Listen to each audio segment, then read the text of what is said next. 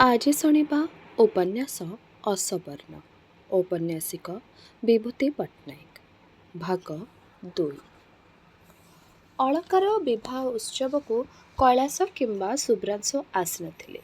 Engineer Kailash ଟୁର୍ରେ ବାହାରିଗଲା।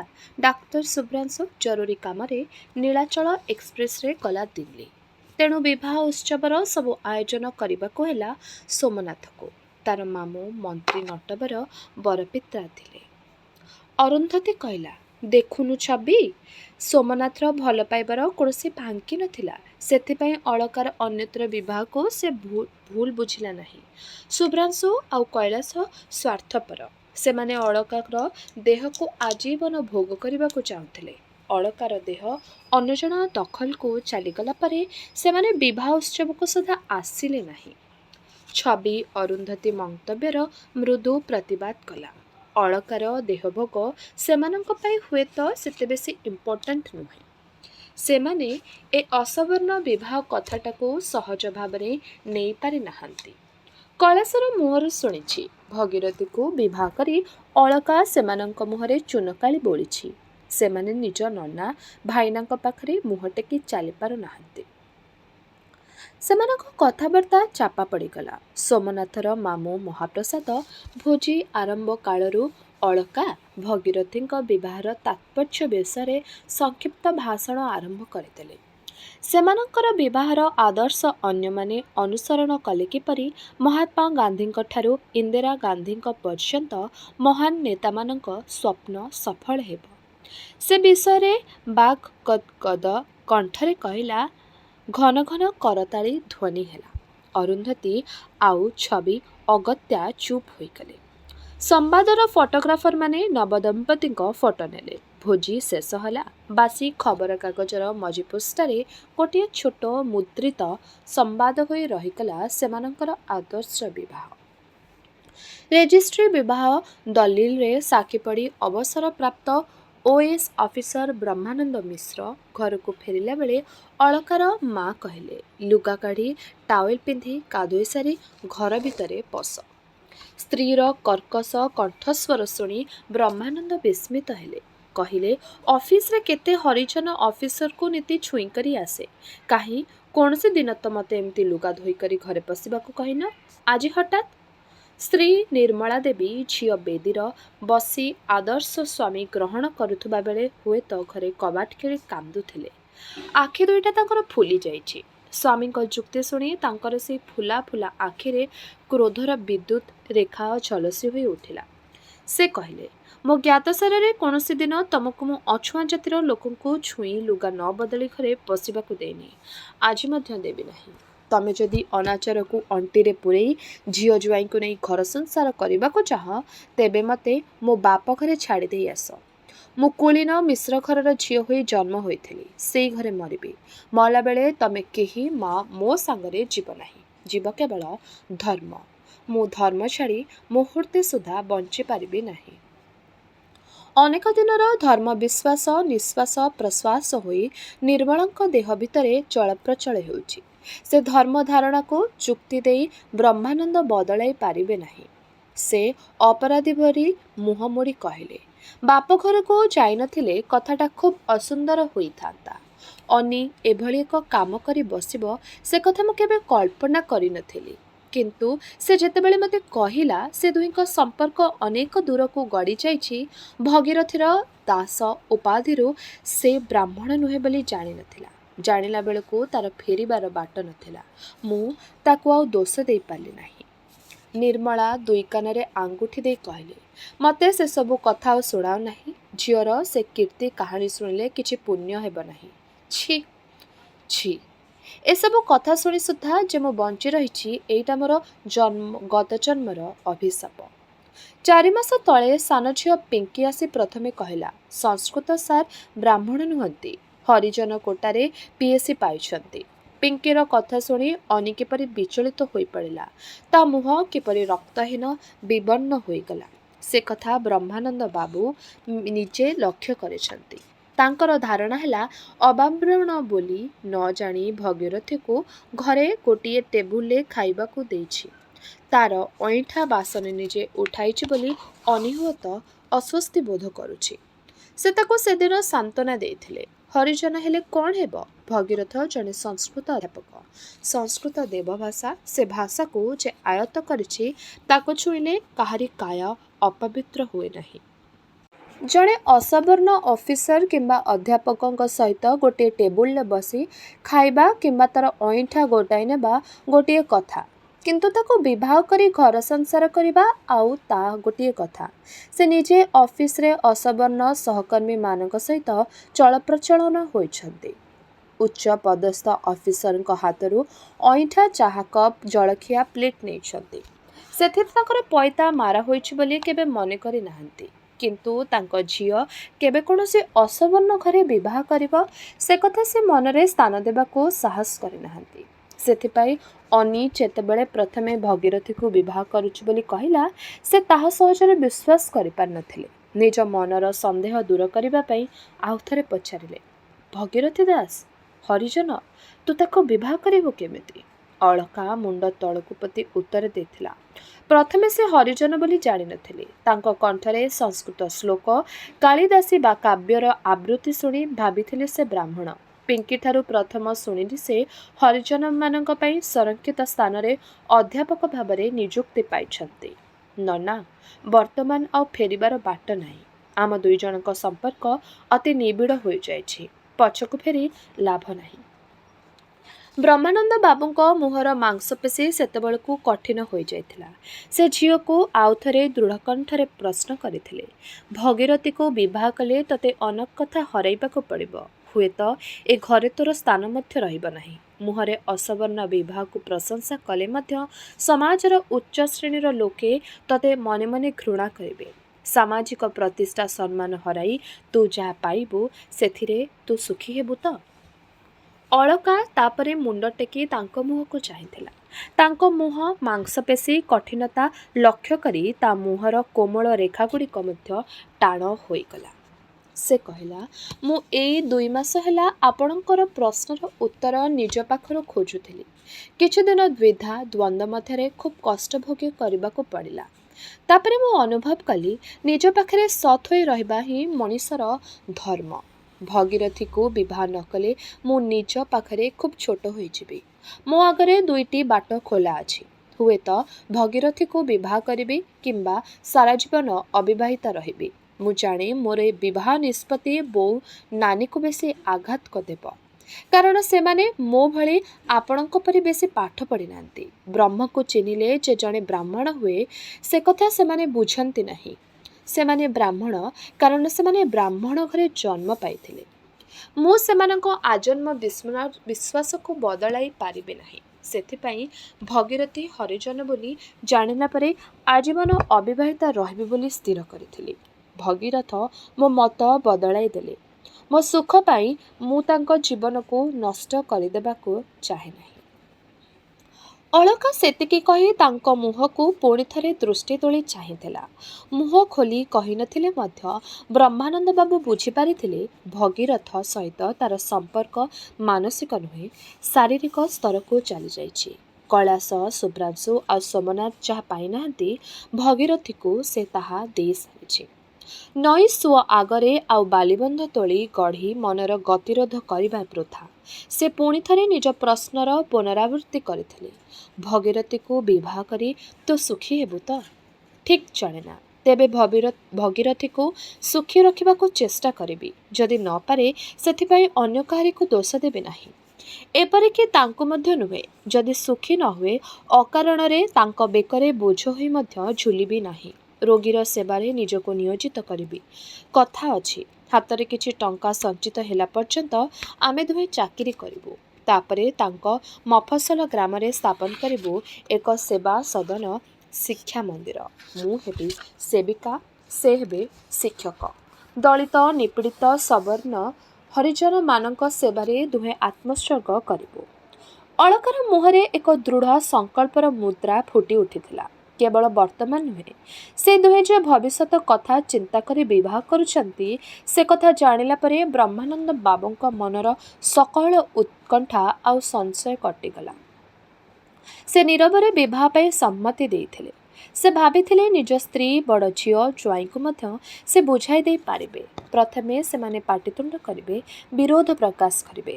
ବିବାହ ପରେ ଅଳକାର ଅବଧାରିତ ନିୟତିକୁ ସ୍ୱୀକାର କରିନେବେ। କିନ୍ତୁ ବିବାହ ଉତ୍ସବରୁ ଫେରି ନିଜ ସ୍ତ୍ରୀଙ୍କ ମୁହଁର ଭଙ୍ଗୀ, କଣ୍ଠର ସ୍ୱର ଶୁଣି ତାଙ୍କର ସେ ଧାରଣା ବଦଳିଗଲା। ସେ ବୁଝିପାରୁଥିଲେ ସେ ଯଦି ସ୍ତ୍ରୀଙ୍କ କଥା ମାନି ଲୁଗା ଧୋଇ ଘର ଭିତରେ ନ ପଶନ୍ତି ତାହେଲେ ନିଜ ଘର ଭିତରେ ସେ ହରିଜନ ହୋଇ ରହିଯିବେ, ପ୍ରିୟଜନ ହୋଇପାରିବେ ନାହିଁ। ରଘୁ ବୋଇ କଣ୍ଠନଳୀ ପର୍ଯ୍ୟନ୍ତ ଦେଶୀ ମାଲ ପିଇ ଦେଇ ଆଗକୁ ପଛକୁ ଝୁଙ୍କି ଝୁଙ୍କି ରାତିକୁ ଘର ଫେରିଲା। ହାକୁଟି ଉପରେ ହାକୁଟି, କିନ୍ତୁ ଚେତା ଅଛି। ତାର ଏକ ବଖୁରିଆ କ୍ୱାର୍ଟରରେ ଦୌଡ଼ିଆ ଖଟ ଉପରେ ମୁହଁ ମାଡ଼ି ମାଣିକ ଶୋଇଛି। ରଘୁ ଝିଅକୁ ଡାକିଲା, ମାଣିକ, ଠେଙ୍ଗାଟା ଦେ। ଆଖିରୁ ଲୁହକୁ ଶାଢ଼ୀ କାନିରେ ପୋଛି ନେଇ ମାଣିକ ବଲବଲ କରି ବାପ ମୁହଁକୁ ଚାହିଁଲା। ବାପା ନିଶା ଖାଇ ଆସିଛି। ରଘୁ ଆଉଥରେ କହିଲା, ଠେଙ୍ଗାଟା ଦେ ମାଣିକ। ମୋ କଥା କ'ଣ ତୋତେ ଶୁଭୁ ନାହିଁ? ଏତେ ରାତିରେ ଠେଙ୍ଗା ଧରି କୁଆଡ଼େ ଯିବ? ମାଣିକ ପଚାରିଲା। ଦାଉ ଦାଉ ହୋଇ କ୍ରୋଧରେ ଜଳି ଉଠିଲା ରଘୁ। କହିଲା, ମୁଁ କୁଆଡ଼େ ଯିବି? ତୋର ଏତେ ଜାଣିବା କ'ଣ ଦରକାର? ଶୁଭ କାମରେ ବାହାରିଲା ବେଳେ କିଛି ପଚାରିବୁ ନାହିଁ ବୋଲି ତୋତେ କେତେଥର ତିଆରିଛି? ଶୁଭ କାମ? ତା ଜୀବନରେ ଆଉ କିଏ ଶୁଭ କାମ ବାକି ଅଛି? ମାଣିକ ଡରି ଡରି କହିଲା, ଆଜି ରୋଷେଇ କରିନାହିଁ। ହାଡ଼ିଆ ଦୋକାନରୁ ରୁଟି କିଣି ଆଣିଲେ ବରକୋଳି ଆଚାର ନଗେଇ ଖାଇଥାନ୍ତା।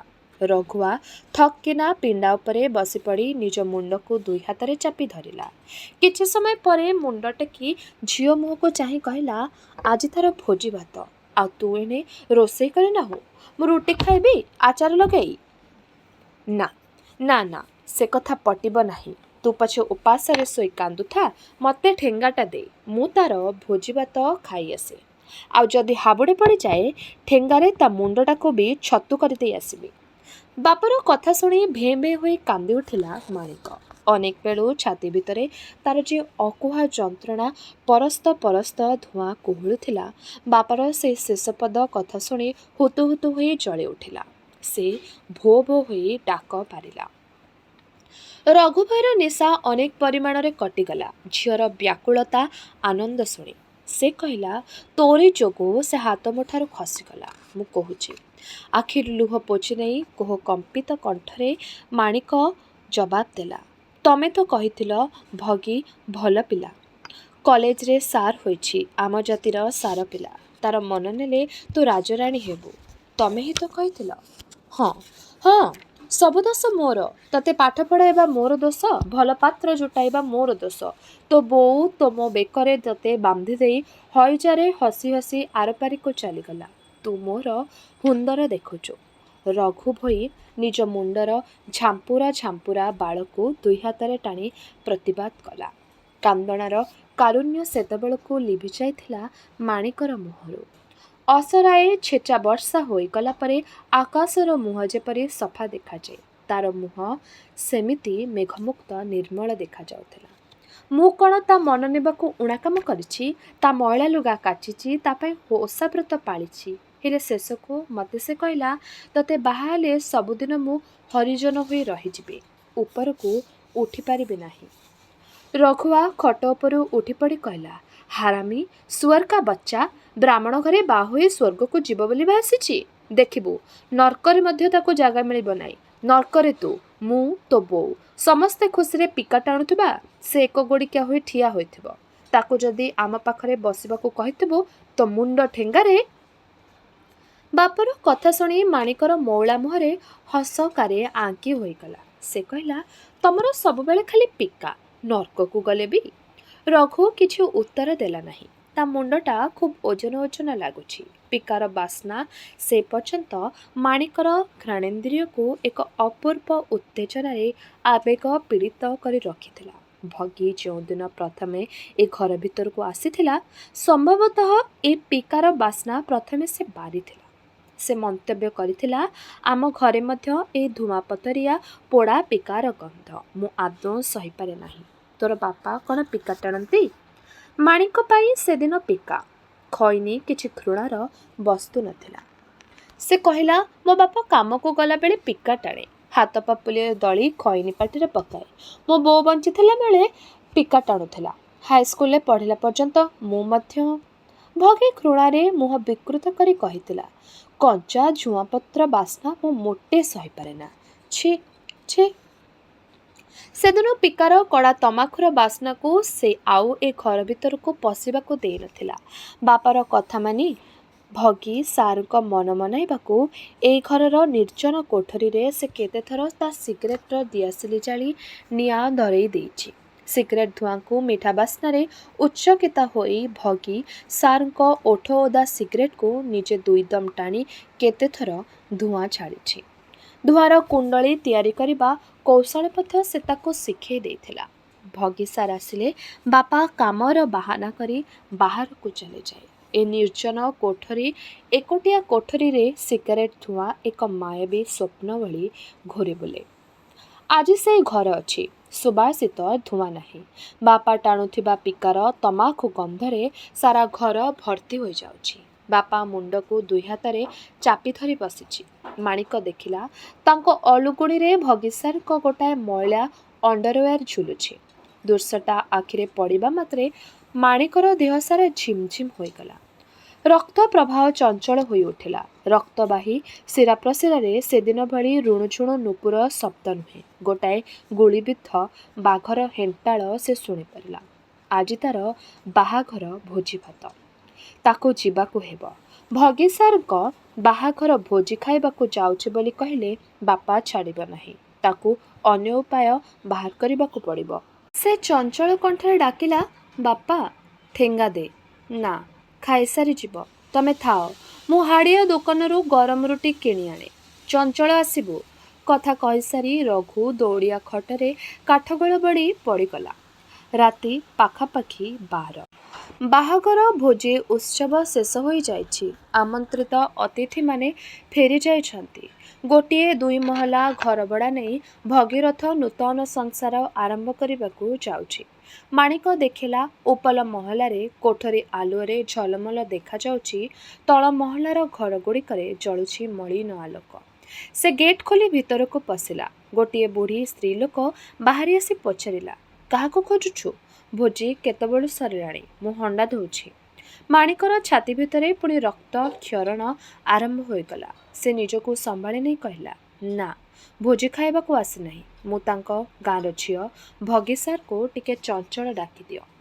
ବୁଢ଼ୀ ସ୍ତ୍ରୀ ଲୋକଟି କ'ଣ ଭାବିଲା କେଜାଣି ଢପ ଢପ ହୋଇ ସିଡ଼ିରେ ଉପର ମହଲାକୁ ଉଠିଗଲା। କିଛି ସମୟ ପରେ ଜଣେ କେହି ସେ ସିଡ଼ିରେ ତଳକୁ ଓହ୍ଲାଇବାର ପାଦଶବ୍ଦ ଶୁଣିପାରିଲା ମାଣିକ। ଭଗୀ ସାର୍। ଛାଇ ଅନ୍ଧାରରେ ଠିଆ ହୋଇଥିବା ନିଶ୍ଚଳ ନାରୀ ମୂର୍ତ୍ତି ଚାହିଁ ଦେଇ ଭଗୀରଥ ଭୂତ ଦେଖିଲା ପରି ଚମକି ଉଠିଲା। ପଚାରିଲା, ମାଣିକ, ତୁ ଏତେବେଳେ? ତମ ବୋହୂକୁ ଦେଖିବାକୁ ଆସିଛି। ଏଥର ଭଗୀରଥର ମୁହଁ ବିବର୍ଣ୍ଣ ରକ୍ତହୀନ ଦେଖାଗଲା। କିଛି ସମୟ ପରେ ସେ ନିଜକୁ ସମ୍ଭାଳି ନେଇ କହିଲା, ଏଇଟା ବୋହୂ ଦେଖିବା ବେଳ ନୁହେଁ। ଦେଖା ହୋଇପାରିବ ନା ହୋଇ ଆଉ କିଛି କାମ ଅଛି? ମାଣିକ ସେତେବେଳକୁ ଭଗୀ ସାର୍ଙ୍କ କାଗଜ ବାଘ ଚେହେରା ଦେଖି ମନେ ମନେ ହସୁଥିଲା। ସେ ଦୃଢ଼ କଣ୍ଠରେ କହିଲା, ତମ ଅଣ୍ଡରୱେର୍ଟା ଫେରସ୍ତ ଦେବାକୁ ଆସିଥିଲି। ତମ ଶୁଭ ବିବାହର ଉପହାର। ଭଗୀରଥର ହୃତ୍କମ୍ପ ମୁହଁରେ ଦର୍ପଣରେ ପ୍ରତିବିମ୍ବିତ ହେଲା। ସେ କହିଲା, ମୁଁ ଏଭଳି ବ୍ୟବହାର ତୋଠାରୁ ଆଶା କରୁନଥିଲି। ଦେ। ଏତିକିବେଳେ ଏକ ସୁନ୍ଦରୀ ନାରୀ ମୁହଁ ଉପରେ ମହଲା ଆଲୋକ ଉଜ୍ଜ୍ୱଳ କୋଠରୀର ଝରକା ପରଦା ବୋଲି ଠେଲି ତଳକୁ ଝୁଙ୍କି ପଡ଼ିଲା। ଭଗୀରଥ ଦେହରୁ ଝାଳ ବୋହିଗଲା। ମାଣିକ କହିଲା, ତମକୁ ନୁହେଁ, ତମ ବୋହୂକୁ ସେଇଟା ଦେଇଯିବି। ଭଗୀରଥ ଚାରିଆଡ଼କୁ ଚାହିଁ ଦେଖିଲା, ମାଣିକର ଏସବୁ କଥା ଆଉ କେହି ଶୁଣୁଛନ୍ତି କି ନାହିଁ। ନା, ପାଖରେ କେହି ନାହାନ୍ତି। କିନ୍ତୁ ବେଳକୁ ବେଳ ମାଣିକର କଣ୍ଠସ୍ୱର ଉଚ୍ଚରୁ ଉଚ୍ଚତର ହେଉଛି। ଯଦି ଅଳକା ଶୁଣିପାରେ? ସେ ପକେଟରୁ ଗୋଟିଏ 100 ଟଙ୍କିଆ ନୋଟ୍ କାଢ଼ି ମାଣିକ ଆଡ଼କୁ ବଢ଼ାଇ ଦେଲା। କହିଲା, ତୁ ଅନ୍ୟତ୍ର ବାହା ହେବା ପର୍ଯ୍ୟନ୍ତ ମୁଁ ପ୍ରତି ମାସରେ ତୋତେ 100 ଲେଖା ଟଙ୍କାଏ ଦେବି। କିନ୍ତୁ ତୁ କେବେ ଏ ଘରର ସୀମା ମାଡ଼ିବୁ ନାହିଁ। 100 ଟଙ୍କା ନୋଟ୍ ଦେଖି ମାଣିକର ମୁହଁ ଘୃଣାରେ କୁଞ୍ଚିତ ହୋଇଗଲା। ଆଖି ଅନ୍ଧ ହୋଇଗଲା ଲୁହରେ। ଭଗୀ ସାର୍ଙ୍କ ମୁହଁ ଉପରକୁ ଲଣ୍ଡାଏ ଛେପ ଥୁ ଥୁ କରି ପକାଇ ଦେଇ ସେ ଅଣନିଃଶ୍ୱାସୀ ହୋଇ ପଛକୁ ଦୌଡ଼ି ପଳାଇଗଲା। ତେବେ ଏହିଠାରେ ଶେଷ ହେଲା ଔପନ୍ୟାସିକ ବିଭୂତି ପଟ୍ଟନାୟକଙ୍କର ଉପନ୍ୟାସ ଅସବର୍ଣ୍ଣର ଦ୍ୱିତୀୟ ଭାଗ। ଆଗାମୀ ଅଧ୍ୟାୟରେ ଏହି ଉପନ୍ୟାସଟିର ଅନ୍ୟ ଭାଗଗୁଡ଼ିକୁ ଆମେ ଶୁଣିବା। ରହିଲି।